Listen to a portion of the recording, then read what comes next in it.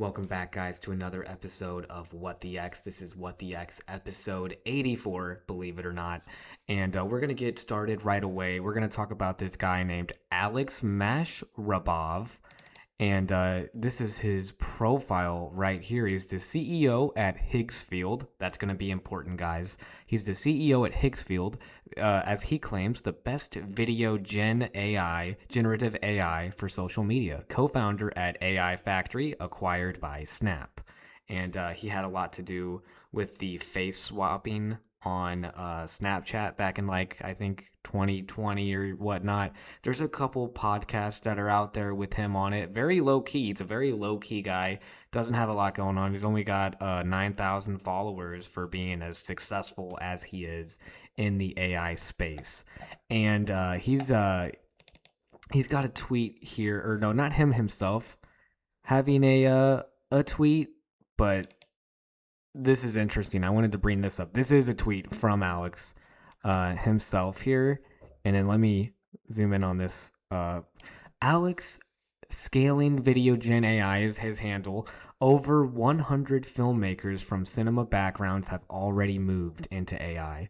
At Higgsfield, our team's work spans Cannes, SXSW, Rotterdam, and the Berlin Music Awards. With campaigns for Kanye West, Lil Yachty, Nike, Adidas, Red Bull, Coca-Cola, Higgsfield directors like Ettore Zoldalowski, Aldet Abish, and Malik Zinner now make all their videos on Higgsfield using CDance 2.0. Not some of them, all of them. Every single one sees the shift in traditional workflows as inevitable, so they decided to move first. Iterations that took weeks now take minutes. Reshoots happen in one click. The entire feedback loop from concept to final cut collapsed from months to hours.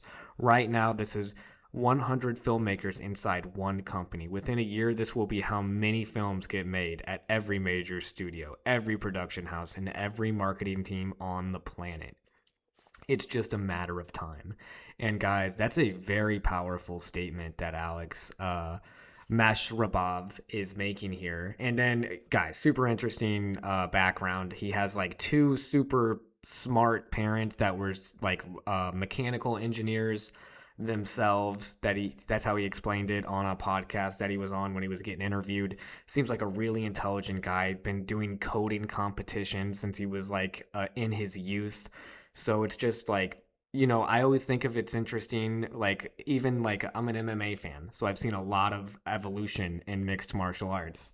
The MMA fighters of today would absolutely destroy Bruce Lee, but that's a different landscape, right? It's evolution. And this guy, I mean, he's young too, right? He's on Forbes 30 under 30. He's a young, intelligent, he's going to be, you think of Hollywood, you might need to start thinking of this guy, because I think he's going to have the architect for neo Hollywood, new Hollywood, if you will, because I feel like there's still going to be paywalls with the AI technologies and everything.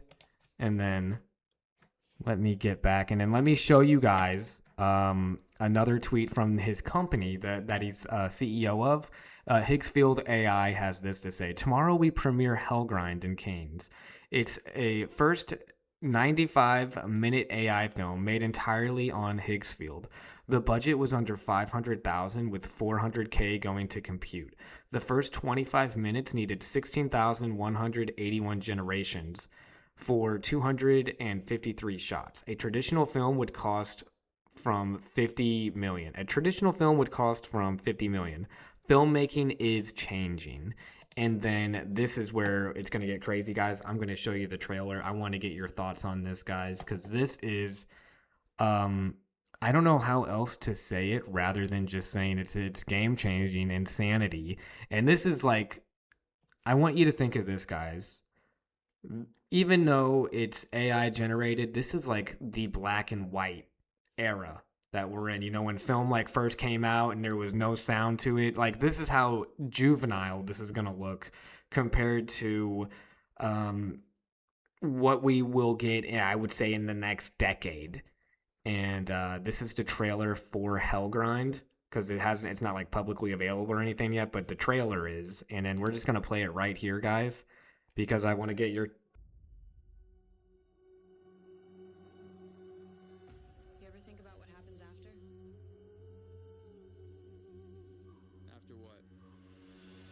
after we stop?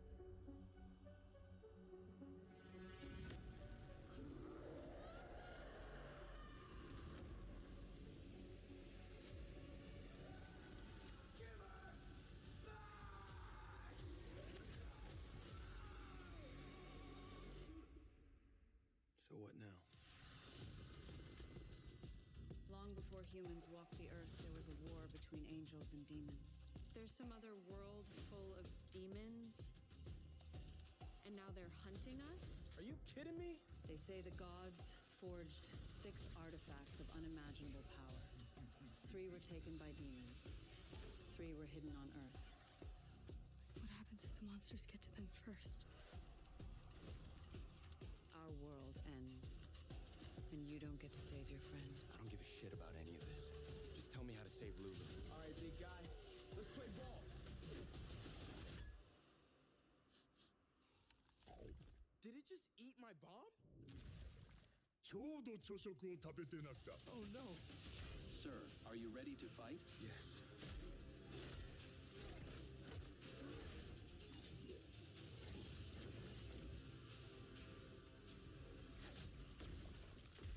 Thank you, young man. What kind of training is this bullshit?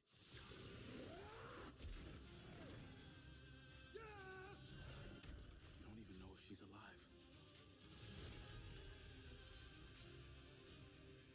Rocco.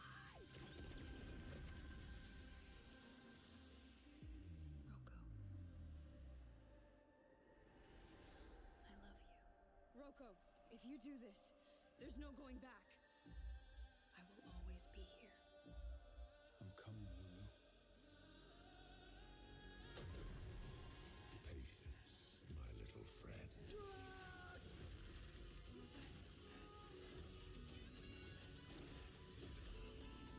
We will be good, babe. I promise. Rocco!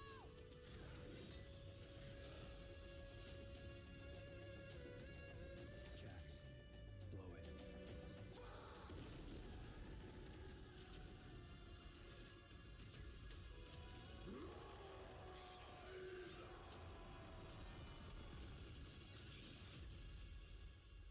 Bro, you the leader, I'm the boom. She the technician in the room. We don't steal from honest, no cap. We hit the systems, jack 'em up in the orphanage. One roof above us. Now we under one same star. Don't know what's waiting in the dark, but I'm with you, bro. I'm with you. That was terrible.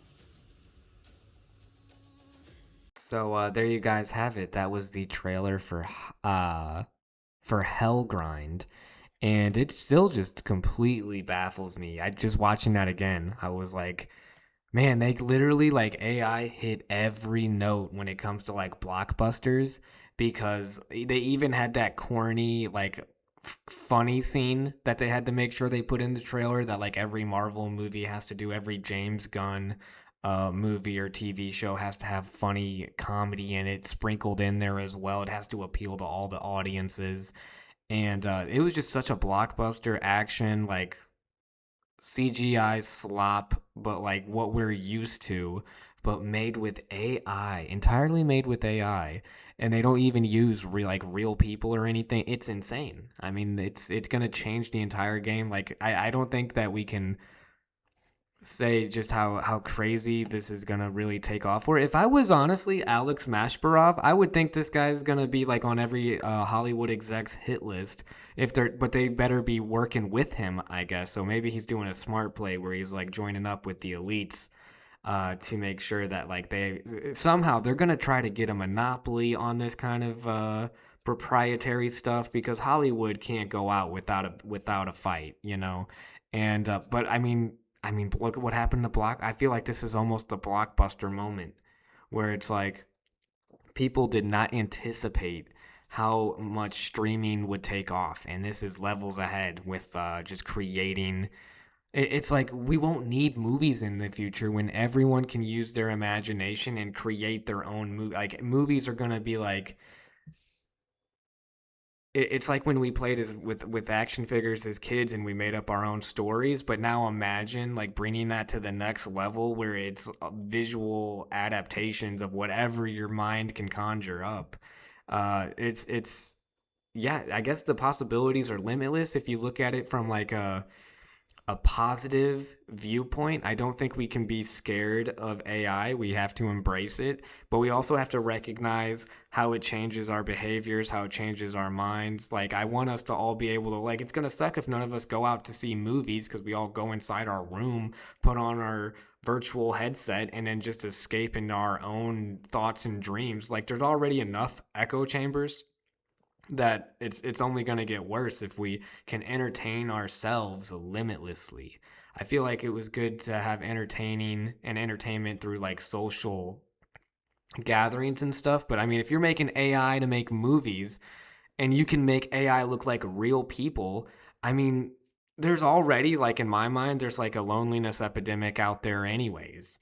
And then now you can create literally any kind of person you want to act and respond however you want. Because if they're making it through movies, you know what I'm saying, with characters like AI characters, where does it go? Well, I've seen too much Westworld, maybe good show on HBO, but it's, I mean, I guess we'll see where it goes. I mean, this Alex Mashrabov guy, he's definitely a CEO and businessman first. I feel like just listening to how he would respond to questions on some of these podcasts where people were asking him about like Fortune 500 companies and other things like this. Interesting guy. Do your own research on him.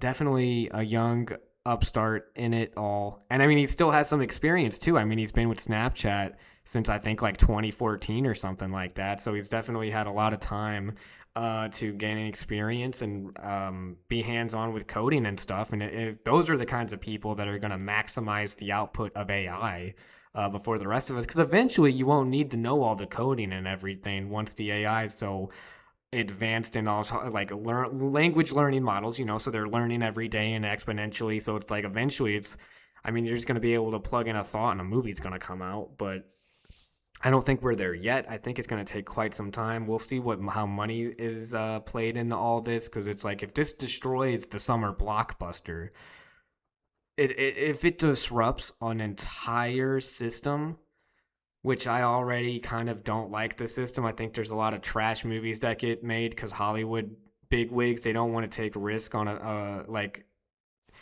they don't want to take a risk on new properties, new IPs, to where like A24 is kind of exploding because they kind of take a little more risk and kind of go out with more independent, even though they even kind of harvest even from like YouTube now. Now you got YouTubers who are like making multi-million-dollar like movies that are getting a lot in return. So like the ROI, the return on investment on some of these movies like Backrooms, oh God, I can't think of the other one. I actually watched 2 back-to-back movies made by Hollywood people. Obsession was the other one. Both great movies by YouTubers. And now we got people making AI movies entirely, which is different than what the YouTubers are doing, right?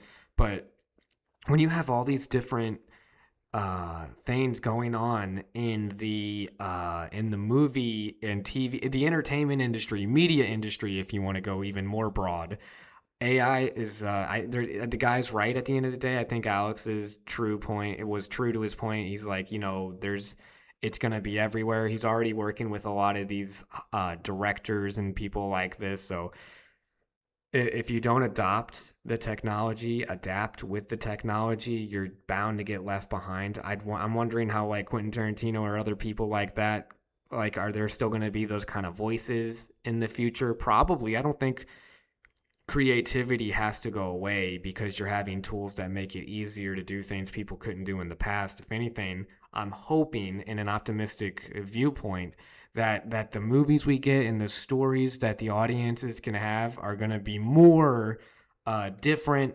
and go away from the blockbuster formula. But AIs, what are they? They're learning language models. So if anything, and just like that trailer of Hellgrind with like the cheesy comedy going on, the love interest girl that's missing, and then there's another girl that's there on his side that's also a badass, and then he's got his black best friend there. There's just a lot of like common tropes that we see because of what AI is probably intaking and everything like that. So it's just interesting to see if there can be some true creative spark through this kind of AI creating.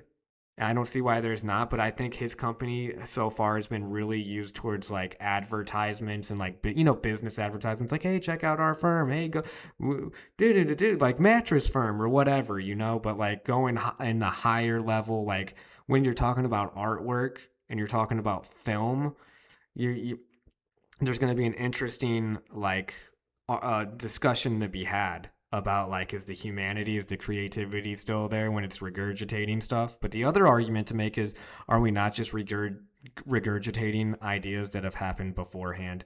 How many adaptations can you have of the same thing? Are we able to come up with new ideas, or are humans in this ever going just a cycle of continuous the same story over and over again? Because it's like there's now if you want to get real nihilistic, is there even truly an original thought? We're so many generations ahead. Is there really an original thought? So is it really like, is it a dumb thing to go against AI because of originality or unique character? Like, you know what I'm saying? I think it's like AI is here, guys, and I don't think that the stuff we're putting out without it is any better than what they're going to turn out. Because, I mean, again, I like what my wife says. She's always like, oh, it's more CGI slop. And it's like, I mean, if we're already getting slop now, is AI going to make the product any worse than it already is? It's a low bar already with a lot of the things that Disney throws out there and everything like that. When are we going to get... I mean, there is good movies and stuff. It's like, it's out there, right? So it's like, is AI going to make it to where there's more great things out there just because there's more output in general? That's the optimistic view. That's what I'm going with. So we'll see how Higgsfield does with any future products. We'll see where this Alex Mashrabov guy goes. Hopefully is safe, because, I mean, he could ruffle a lot of feathers in the Hollywood industry and filmmaking. Hope the dude's safe. Hopefully he's not the evil guy. You just never know. We'll see how everything goes. But keep an eye out on that guy, Alex Mashrabov. He's the CEO of Higgsfield AI. And that is the end of today's episode. Thank you so much, guys, for watching, and have a great rest of your night. What the X? If you like that clip, feel free to click on this clip or even this clip. And then, hey, don't forget about that clip over here. Thanks, guys.